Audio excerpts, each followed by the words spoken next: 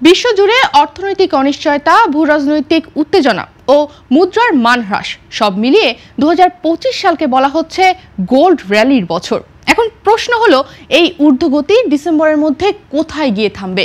Reuters, financial Times এবং UBS global wealth ম্যানেজমেন্টের বিশ্লেষণ অনুযায়ী সোনার দাম ডিসেম্বরের মধ্যে পৌঁছাতে পারে আউন্স প্রতি $4,050 থেকে $4,200 পর্যন্ত। বিশ্বজুড়ে অর্থনৈতিক অনিশ্চয়তা ও রাজনৈতিক অস্থিরতায় ঢেউ এসে আছড়ে পড়েছে বাংলাদেশের বাজারেও। শেষ পর্যন্ত বাস্তবে রূপ নিল বিশ্লেষকদের আশঙ্কা। সোনার দাম ছাড়িয়ে গেল 2 লাখ টাকা। 6 অক্টোবর সোমবার আন্তর্জাতিক বাজারে সোনার দাম আউন্স প্রতি $3,900 ছাড়ানোর পরই বাংলাদেশ জুয়েলার্স অ্যাসোসিয়েশন বাজুস নতুন মূল্য নির্ধারণ করেছে। এখন থেকে প্রতি ভরি 22 ক্যারেটের সোনার দাম 2,726,000 টাকা। এর আগে প্রতি ভরি 22 ক্যারেট সোনার দাম ছিল 1,97,576 টাকা। অর্থাৎ 1 লাফে দেশের বাজারে সোনার দাম বেড়েছে 3,149 টাকা।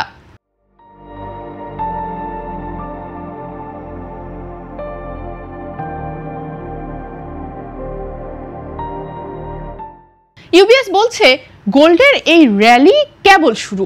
বছরের শেষ নাগাদ আউন্স প্রতি দাম $4,200 ছাড়াতে পারে। অন্যদিকে রয়টার্সের সার্ভে অনুযায়ী 75 ফান্ড ম্যানেজার বিশ্বাস করছেন 2026 সালের প্রথম ত্রৈমাসিক পর্যন্ত স্বর্ণের দাম ঊর্ধ্বমুখী থাকবে।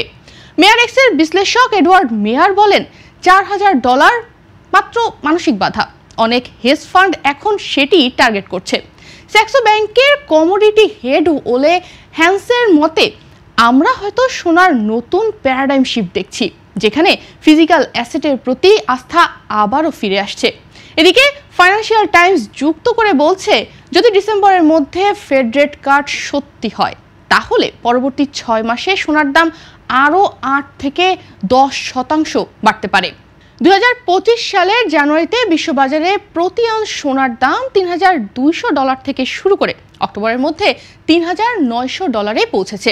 একই সময়ে বাংলাদেশে 22 ক্যারেটের প্রতি ভরি স্বর্ণের দাম 1,37,000 টাকা থেকে এখন 2,726,000 টাকায় বৃদ্ধি পেয়েছে।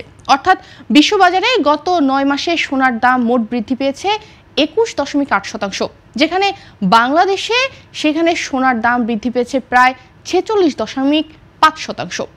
মাসভিত্তিক বিশ্লেষণে দেখা যায়, ফেব্রুয়ারি থেকে মার্চে বিশ্ববাজারে ভূরাজনৈতিক অস্থিরতা ও মার্কিন ঋণ সংকটের প্রভাবে সোনার মূল্য বাড়তেই থাকে।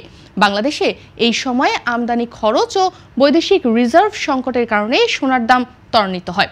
এপ্রিল থেকে মে মাসে বিনিয়োগ চাহিদা এবং আন্তর্জাতিক অস্থিতিশীলতার কারণে উভয় বাজারে দাম বাড়তে থাকে। সেপ্টেম্বর থেকে অক্টোবরের মধ্যে শাটডাউন ও ডলার দুর্বলতার প্রভাব বিশ্ববাজারে প্রায় 18 থেকে 21% সোনার দাম বৃদ্ধি নিয়ে আসে।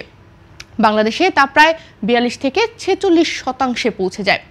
সব কিছু বিশ্লেষণ করে আন্তর্জাতিক বিশ্লেষকরা বলছেন, ডিসেম্বরে বিশ্ববাজারে সোনার দাম $4,050 থেকে $4,200 পার আউন্স হতে পারে, যার প্রভাবে বাংলাদেশে 22 ক্যারেট সোনার প্রতি ভরির দাম হতে পারে 2,15,000 টাকা থেকে 2,25,000 টাকা পর্যন্ত। সামগ্রিকভাবে বাংলাদেশে সোনার দাম বিশ্ববাজারের তুলনায় দ্রুত বৃদ্ধি পেয়েছে, যা দেশে বিনিয়োগ ও সঞ্চয়ের জন্য আরও আকর্ষণীয় করে তুলেছে।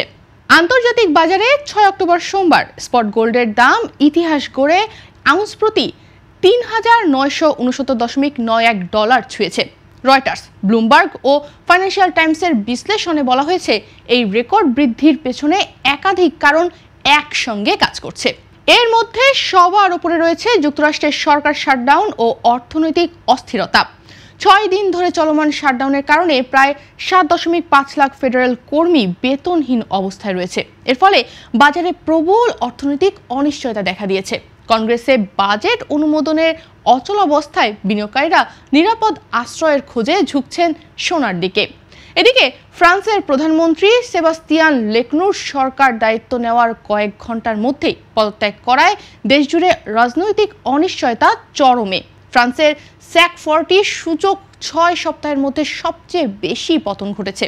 এমন পরিস্থিতি ইউরোপীয় অঞ্চলের বিনিয়োগকারীদের নিরাপদ সম্পদে, বিশেষত সোনায় বিনিয়োগে উৎসাহিত করছে।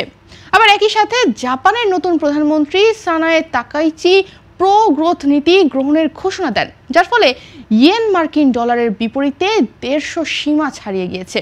এটি গত 30 বছরের সর্বনিম্ন মান।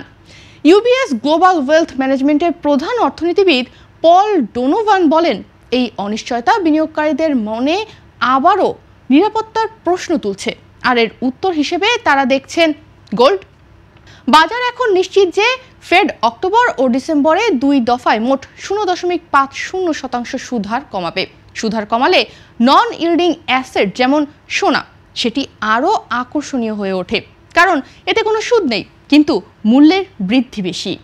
একই সাথে বিশ্বজুড়ে কেন্দ্রীয় ব্যাংকগুলো, বিশেষত চীন, ভারত, রাশিয়া ও তুরস্ক বৈদেশিক রিজার্ভ বৈচিত্র্য আনতে বিপুল পরিমাণে সোনা কিনছে। সেপ্টেম্বর পর্যন্ত কেবল চীনই 22 টন নতুন সোনা যুক্ত করেছে তাদের রিজার্ভে।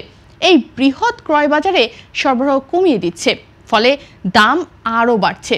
ফলাফল 2025 সালের শুরু থেকে এই পর্যন্ত আন্তর্জাতিক বাজারে সোনার দাম 50% বেড়েছে, যা 1979 সালের পর সর্বোচ্চ বার্ষিক রেকর্ড বৃদ্ধি। বাংলাদেশে গত 9 মাসে সোনার দাম বেড়েছে প্রায় 63,000 টাকা, 1,38,000 থেকে 2,726 টাকায়। এই বৃদ্ধির মূল কারণ আন্তর্জাতিক বাজারে ক্রমবর্ধমান মূল্য, ডলারের দাম বৃদ্ধি, স্থানীয় বাজারে কাঁচামাল আমদানির খরচ বেড়ে যাওয়া। বাদুস জানায়, 2025 সালের জানুয়ারি থেকে এখন পর্যন্ত 63 বার সোনার দাম সমন্বয় হয়েছে, যার মধ্যে 42 বার দাম বেড়েছে। অর্থনীতিবিদরা বলছেন, সোনার এই ঊর্ধ্বগতি বাংলাদেশের বৈদেশিক মুদ্রার রিজার্ভের ওপরও পরোক্ষ প্রভাব ফেলছে, কারণ ক্রমবর্ধমান মূল্যে আমদানির চাপ বেড়ে যায়, যা ডলার বাজারে অস্থিরতা সৃষ্টি করতে পারে। তবে বিনিয়োগকারীদের জন্য এটি লাভজনক সময়। যারা আগেই সোনা কিনেছেন তাদের বিনিয়োগে রিটার্ন এখন 30% ছাড়িয়েছে। যদি আন্তর্জাতিক বাজারে ইউবিএস এর পূর্বাভাস মতো আউন্স প্রতি দাম $4,200 পৌঁছায়, তাহলে ডিসেম্বরের মধ্যে বাংলাদেশের বাজারে প্রতি ভরি 22 ক্যারেট সোনার দাম 2,20,000 টাকা থেকে 2,25,000 টাকার মধ্যে যেতে পারে। তবে অর্থনীতিবিদরা সতর্ক করেছেন, যদি ফেড হঠাৎ সুদ হার না কমায় বা বৈশ্বিক রাজনীতি স্থিতিশীল হয়, তাহলে ডিসেম্বরের আগে কিছুটা দাম কমতেও পারে। বিশ্ববাজারে সোনার দাম এখন বৈশ্বিক অর্থনীতির ব্যারোমিটার হয়ে উঠেছে। যুক্তরাষ্ট্রের রাজনৈতিক অনিশ্চয়তা, ইউরোপীয় অর্থনীতির টালমাটাল অবস্থা এবং জাপানের মুদ্রানীতি সব মিলিয়ে সোনাই এখন বিনিয়োগকারীদের একমাত্র নিরাপদ আশ্রয়। বাংলাদেশেও তার সরাসরি প্রভাব পড়েছে। বাংলাদেশের সোনার দাম এখন শুধু গয়নার বাজারের বিষয় নয়, এটি পুরো অর্থনীতির সূচক হয়ে উঠেছে। যতক্ষণ পর্যন্ত বৈশ্বিক রাজনীতি ও ডলার স্থিতিশীল না হয়, ততক্ষণ পর্যন্ত এই দাম কমার সম্ভাবনা নেই। বরং ডিসেম্বর নাগাদ 2,25,000 টাকা প্রতি ভরি সোনার দাম হতে পারে। এটাই হয়তো বাংলাদেশের নতুন বাস্তবতা হতে যাচ্ছে।